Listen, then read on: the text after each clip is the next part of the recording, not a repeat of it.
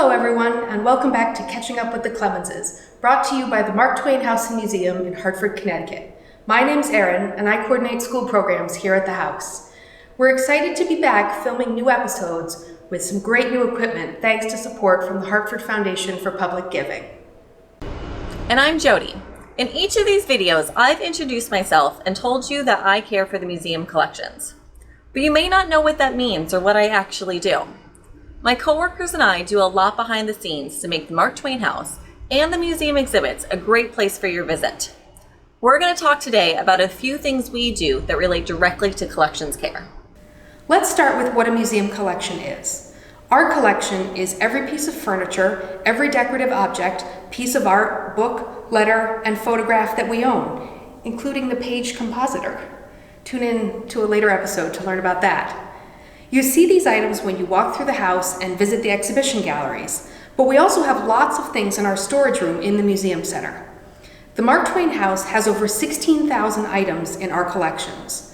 We have many things that belong to the Clemens family themselves, while other objects date to the same time period or are in some other way related to the family or their friends. Without the collection, there wouldn't be much to see when you visited. But the house itself is considered the largest item in our collection. Whether it is an item as small as a fork or as big as the house itself, caring for our collection is a big job. My job is to make sure each and every item is clean, safe, in good condition, and properly looked after. The point of the museum is to make sure these things are here now for you to come and see, but also so that they're here for hundreds and hundreds of years into the future, so that your great-great-great-great-grandchildren can come see them too. So today we're going to talk about some of the things I do to care for the museum collection and some of the things you can do to help me out with that big job. In the last video, I asked you why you thought I was wearing gloves while handling collections objects. Wearing gloves has two purposes: to protect the item and to protect me. Our hands sweat. They have natural oils on them. We put lotion and sunscreen and hand sanitizer on them all the time. We touch our faces, we touch food, we touch things outside with them. Our hands are really useful to our everyday lives. But unless you just washed your hands, all of those things you put on your hands and everything you touched can be transferred to the objects and could cause damage to them. Gloves prevent us from transferring those things onto the objects and helps prevent damage. So I always wear gloves when touching collection objects, and I also try not to touch them too often. Now on the other side of that, the objects can be damaging to us. Take this case right here. There's rust and sharp metal, as well as exposed wood, which may have splinters. We don't want to cut or hurt ourselves in any way, or get rust all over our hands. Gloves help protect us from all of those things and more. Just as Jodi doesn't touch objects too often, one of the rules for visitors in the Mark Twain House and in most museums is not to touch. We know how much you want to. We want to too. But by not touching the furniture and other objects in the museum and here in the house, you're helping protect the collection.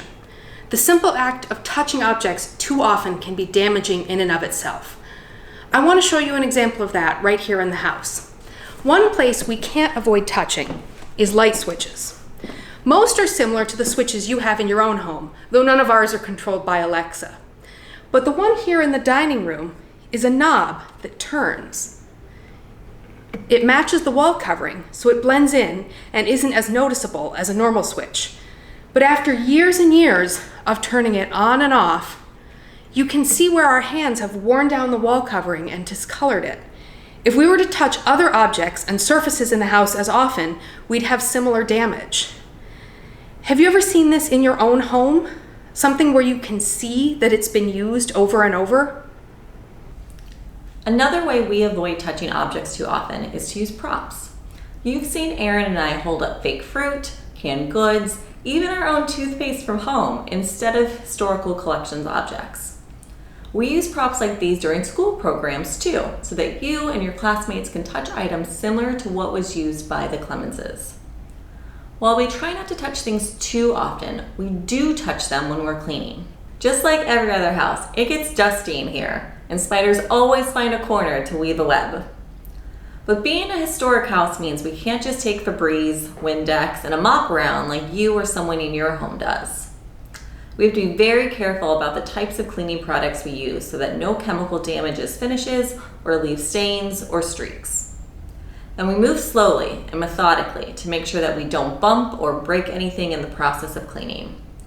There are 25 public spaces within the house and 2 galleries within the museum center that need to be cleaned. How many rooms are there where you live? Who cleans them?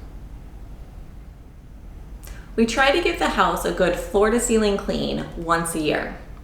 Each room takes at least 2 days to clean, and that's with 3 people working on it. We also do smaller dusting multiple times a year and spot clean objects as they rotate on and off exhibit or as they get loaned to other museums. We use soft cloths, soft bristle brushes, special vacuums, and even large Q-tips like this to clean surfaces gently. Keeping the house and collections clean is more than just dusting them. Another visitor rule we have is that food and drinks aren't allowed in the house. By not eating or drinking in the house, you help us care for the collections by reducing the chance of spills, stains, and crumbs that need to be cleaned up. This also helps us keep critters out because squirrels and mice just love to sniff out those crumbs and make messes of their own. When an object needs more than a basic clean, we call in help.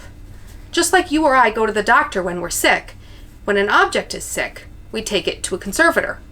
Conservators are people who specialize in cleaning, fixing, and stabilizing historical objects and art. They studied art, history, and chemistry to become experts in keeping historic items safe. One recent example of something needed conservation is this book. It is a first edition of Twain's 1875 book, Mark Twain's Sketches New and Old. The spine was damaged and pages were coming loose. It was in poor condition and it was not safe to open the book. If you have books, how should you take care of them so they stay in good condition? What should you not do? The conservators fixed the binding and cleaned up the pages, and now the book is in good, stable condition. And now we can open it up and read what is inside, including Twain's handwritten inscription. To John T. Lewis from Mark Twain, Elmira, August 24th, 1877. John Lewis was an African-American tenant farmer on the Elmira, New York property of Clemens's in-laws. On August 23rd, 1877, Lewis rescued members of Clemens' family who were in a runaway carriage. The last thing we're going to talk about today is temperature and humidity. You may have noticed that most museums are chilly places, and that's on purpose. We have an HVAC, or heating, ventilation, and air conditioning system in the museum and the house that controls the temperature and humidity in the rooms, and we monitor those conditions constantly. Our collection is a bunch of old stuff, and a lot of it's fragile. If it gets too cold and dry, things like books and letters can get brittle and break. If it gets too hot and humid, then things like mold and mildew can form on fabrics, wood, and paper, potentially ruining them. When touring the house, we ask you to close the front door and doors between rooms to help us maintain the temperature and humidity conditions. When you visit the Mark Twain house, you'll notice that the lighting in the house is not as bright as lighting in your own home. This is another aspect of collections care, but also has historical significance. In the next chapter of Catching Up with the Clemenses, we'll be answering the question, why is it so dark in here? Do you have a question for us? You can send us an email at catchingup@marktwainhouse.org or send us a letter at the Mark Twain House and Museum, 351 Farmington Avenue, Hartford, Connecticut, 06105. Along with your question, tell us your first name, your age, and what city or town you live in. If we feature your question in a future video, we'll be sure to give you a shout out. Don't forget to like this video and hit the subscribe button so you don't miss an episode. We want to keep our educational materials accessible to all, but while these videos are free for you, they're not free for us. If you want to support the creation of Catching Up with the Clemenses videos and other educational programming here at the Mark Twain House and Museum, please follow the link in the description below to donate now.